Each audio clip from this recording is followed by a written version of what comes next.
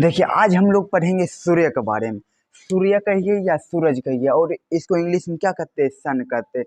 हम लोग जो प्रतिदिन सूर्य को देखते हैं, लेकिन उसके बारे में जान नहीं पाते। और ब ये बात बहुत दुःख दुःख की बात है कि हम जिसको प्रतिदिन देखते हैं, सुबह उठते उठते ही उनको उनसे हम दर्शन लेते हैं, लेकिन उसके बारे में हम कुछ जान नहीं पाते हैं। अगर कह देते हैं कि बताओ, अगर तुम लोग सूरज को डेली देखता है, 10 लाइन सूरज के बारे में बताओ, तो लोग फँस जाता है। लेकिन आज हम लोग सूर्य के बारे में विशेषता बताएँगे, ये क्या चीज़ से बना है या क्या है, नहीं है, सारा चीज़ बताएँगे। सिर्फ़ आप लोग वीडियो पूरा देखिएगा। चलिए शुरू करते हैं। इसको इंग्लिश में क्या कहते हैं? सन। पहला अगर बात किया जाए तो क्या? सूर्य क्या है? सौरमंडल का प्रधान है। सौरमंडल का क्या है? सौरमंडल का क्या है? प्रधान है। सूरज क्या है? सौरमंडल का एक प्रधान है, मतलब इसे प्रधान कहा जाता है। जैसे कि हर घर में एक घर का मुखिया कौन होता है? पिताजी होते हैं या माताजी होते हैं या दोनों होते हैं। और एक गांव का मुखिया, एक एक गांव का जो हैंडल करते हैं वे मुखिया करते हैं। और एक एक राज्य को हैंडल मुख्यमंत्री करते हैं। और एक देश का, पूरा देश के हैंडल एक, जिस प्रकार से प्रधानमंत्री करते हैं उसी प्रकार से पूरा सौरमंडल के अंतर्गत जितना भी अभी वैज्ञानिक के द्वारा बताया गया है कि 8 ग्रह है, जैसे Mercury, Venus, Earth, Mars, Jupiter, Saturn, Uranus, Neptune, 8 ग्रह। उसका मतलब कौन हैंडल कर रहा है? सूरज हैंडल कर रहा है। इसलिए क्या सूरज को क्या कहा गया है? सूरज को सौरमंडल का प्रधान कहा गया। और क्या इसे मुखिया कहा गया है? अगर कहा जाए तो सूरज को, सौरमंडल को क्या कहा गया है? प्रधान कहा गया है। अब हम लोग अगर फिर दूसरा टॉपिक पर चले तो एक ये भी अब सवाल आता होगा कि सर सूर्य क्या है? देखिए, सूर्य एक तारा है। थोड़ा जो पहला बार सुनेंगे सूर्य एक तारा, हाँ बिल्कुल तारा है। और कैसा तारा है? बहुत छोटा तारा। अब आप लोग एक दिमाग में आता होगा क्या, जो सूरज धरती पर से दिखने में इतना बड़ा लगता है, लेकिन हम लोग जो रात में तारा देखते हैं ये छोटा छोटा। नहीं, इसका मेन रीजन है क्या? सूर्य जो है सबसे क्या, निकटतम तारा है, सबसे नजदीक, निकटतम। सूर्य क्या है? सबसे निकटतम तारा, बहुत नज़दीक तारा है। मतलब जितना तारा है उस सब तारा से क्या है? नज़दीक है। लेकिन और जो तारा आप लोग देख रहे हो वे सूर्य से लगभग करोड़ों किलोमीटर दूरी पर होगा। आप एक एग्जाम्पल के माध्यम से समझ लीजिए कि जब हम लोग किसी पतंग को देखते हैं तो कितना बड़ा लगता है, लेकिन वे जब 1 किलोमीटर चल जाता है तो इतना छोटा लगता है। तो आप इससे कंपेरिजन कर सकते हैं। सूर्य से और तारा करोड़ों किलोमीटर दूर है। तो अब इससे आप मालूम कर सकते हैं कि काहे नहीं ये छोटा दिखेगा। पहला। अब दूसरा हम लोग बात कर लिए कि क्या सूर्य एक तारा है, और कैसा तारा है? सबसे निकटतम तारा है। अब हम लोग बात कर लेते हैं कि सूर्य बना क्या चीज़ से। जिस प्रकार से पृथ्वी बना है उसी प्रकार से क्या सूर्य भी किसी न किसी चीज़ से बना होगा, जरूर बना होगा। देखिए, सूर्य को एक गैसीय गोला कहा जाता है। मतलब क्या कहा जाता है? गैसीय गोला। ये क्या क्या चीज़ का क्या कहा जाता है? गैसीय गोला कहा जाता है। सूर्य को क्या कहा जाता है? गैसीय गोला। ये क्या चीज़ से बना है? गैस के गोले से। अब हम ये पता कर लेते हैं, जब ये गैसीय गोला है तो इसमें कितना परसेंट क्या चीज़ है? अगर हाइड्रोजन की बात किया जाए, हाइड्रोजन अगर हाइड्रोजन की बात किया जाए सूर्य में, तो हाइड्रोजन इसमें कितना परसेंट है? 71%, 71%। और अगर हीलियम की बात किया जाए,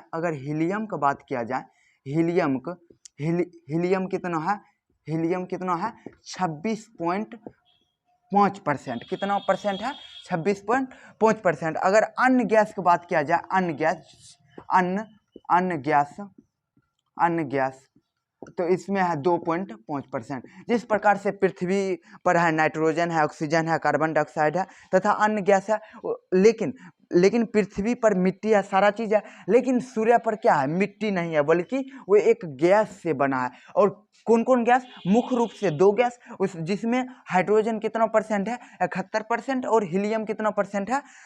26.5%। और अन्य गैस की बात किया जाए तो 2.5%।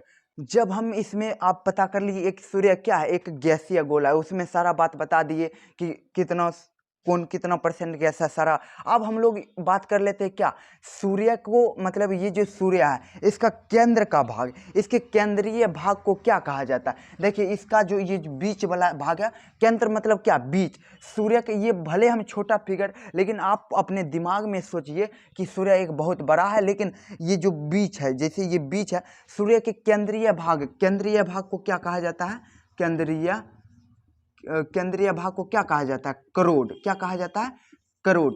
सूर्य के केंद्रीय भाग को क्या कहा जाता है, करोड़, जिसको इंग्लिश में कहते हैं कोर, जिसको इंग्लिश में क्या कहते हैं, कोर। अब जब इसका मतलब हम करोड़ बात कर लिए, इसके केंद्रीय भाग को करोड़ कहा जाता है, लेकिन अगर आपको पूछ दिया जाए कि इसके केंद्रीय भाग का तापमान कितना होगा, केंद्रीय भाग का तापमान, कौन भाग का, केंद्रीय भाग का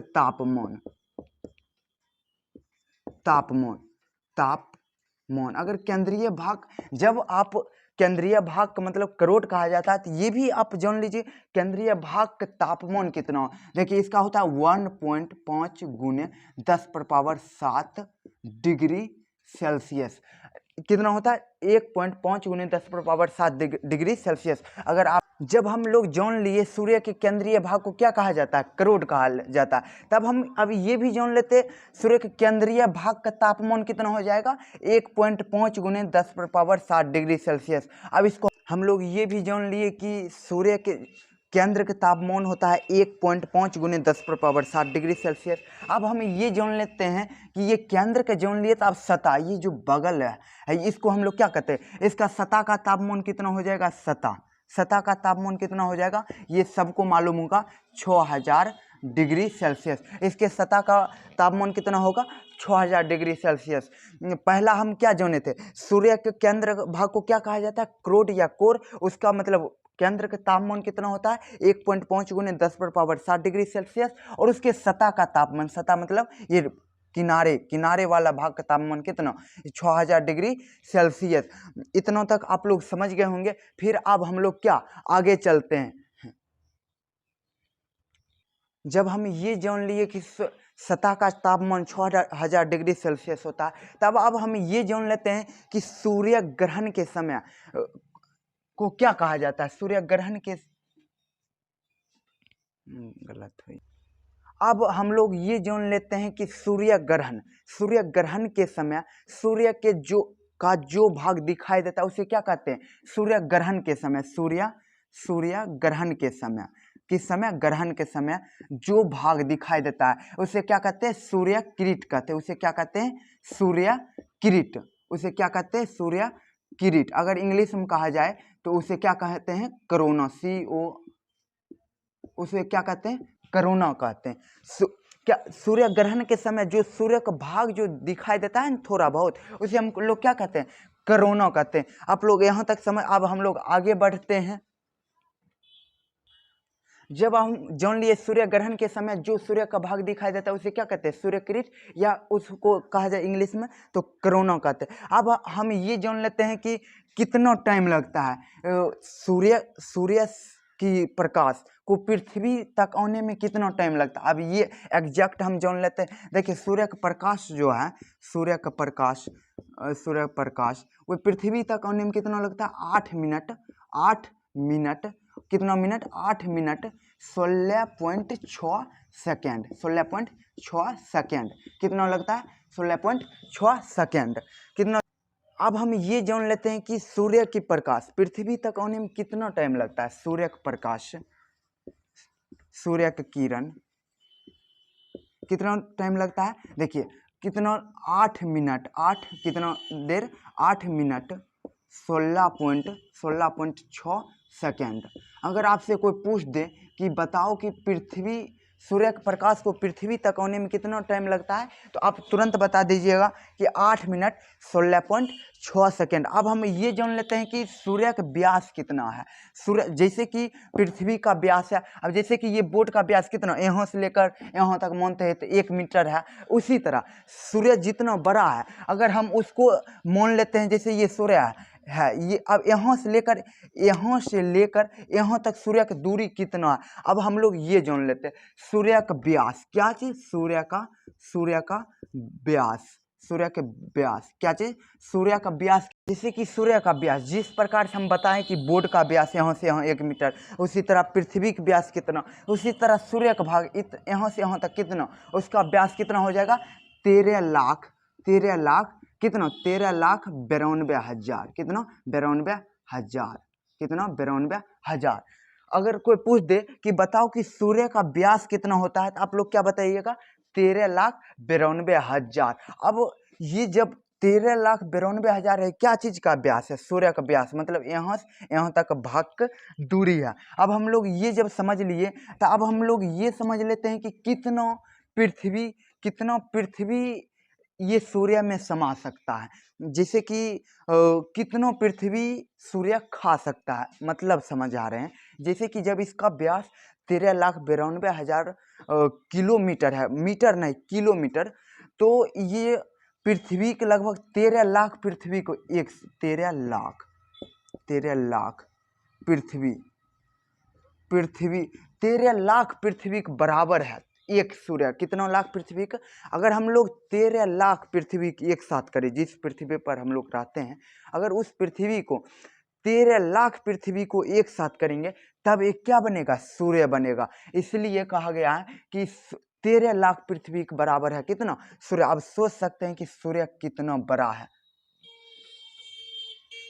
आज के लिए इतना ही काफ़ी है। पुनः अब हम लोग अगले वीडियो में पृथ्वी के बारे में विस्तार से बताएंगे। अगर आपको यह वीडियो अच्छा लगा तो एक लाइक तथा सब्सक्राइब कर दीजिए ताकि मेरा भी मनोबल बढ़ा रहे। मिलते हैं नेक्स्ट वीडियो में।